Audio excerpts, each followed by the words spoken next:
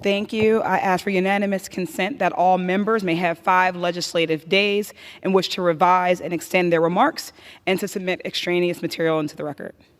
Without objection. Thank you.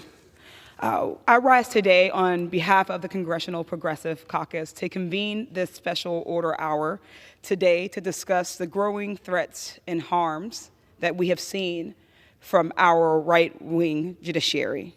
From student loan debt to reproductive justice and rights, millions of Americans have found their rights stripped or their prosperity or their interests impeded.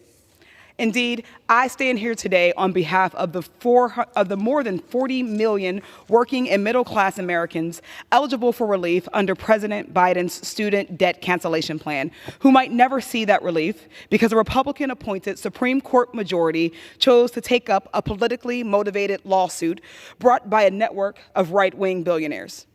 To the 1.7 million Pennsylvanians afraid that SCOTUS could rip up your debt relief, I feel your pain. As a Black woman and a first-generation college student and a Pell Grant recipient that is still in a mountain of student debt myself, I'm right there with you, angry and exhausted by a system that's failing us miserably. Like you, every single decision I make is shaped by the obscene amount of student debt I carry because I had the audacity to pursue a higher education. As the daughter of a working-class single mom from the Mon Valley, indeed.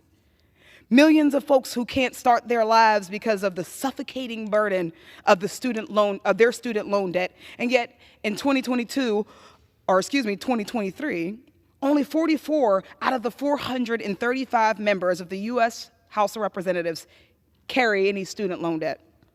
While I hope there's more of us with that lived expertise, I want the rest of my colleagues to hear about the people closest to the pain, like my sister Rep. Ayanna Presley would say. For poor and working class folks, crushing student debt is preventing us from buying homes, for saving for retirement, starting businesses, starting families, and building generational wealth.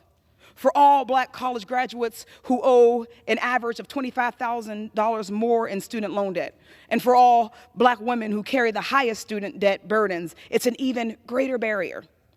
It's an economic crisis for all poor and working class folks, and Black and brown folks are getting hit the hardest. And in Western Pennsylvania, the student debt crisis is a regional crisis holding our future hostage by preventing students and workers from accessing the training they need for our region to become the innovation hub and leader in STEM that hundreds of thousands of good-paying jobs depend on right now. Under President Biden's plan, 1 in 4 Black borrowers will see their debt fully eliminated, and nearly half of all Latino borrowers will be entirely debt-free. This is our best shot at addressing the systemic inequalities and equities that have forced communities of color to take on higher debt for the chance at a college degree. On the day the Supreme Court began hearing that case that could rip away relief from this crisis, I met with a group of student organizers from Western Pennsylvania on the front lines of this fight.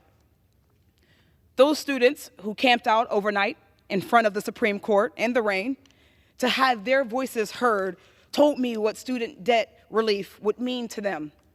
They asked me what insight I had in my first 2 months in Congress.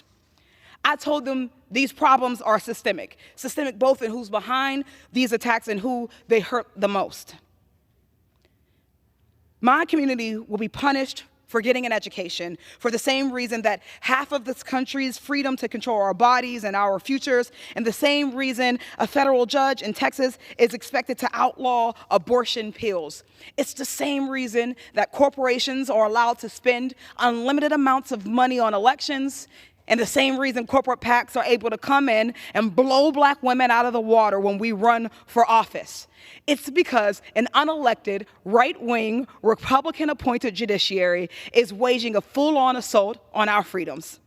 Those folks whose forebears were enslaved are the folks who today are shackled by tens of thousands or even hundreds of thousands in student loan debts. It's those who are denied access to adequate maternal health care by the wealthiest country on earth that are subjected to forced birth. It's those whose loved ones fled violence for a better life, but are separated from their children and locked up at the border. The most marginalized folks bear the brunt of the reactionary right-wing judiciary's attacks.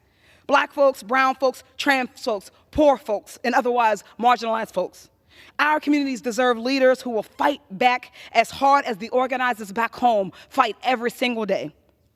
Leaders who carry student debt, who've depended on food stamps. Leaders who lack access to reproductive health care on Medicaid, who went to public schools that were divested, who've lived with poor air quality because of unregulated industry. We deserve those sorts of leaders in office to tackle these issues.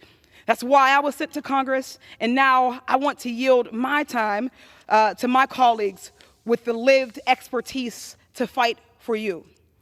With that said, I yield to the gentle lady from Massachusetts, Representative Ayanna Pressley.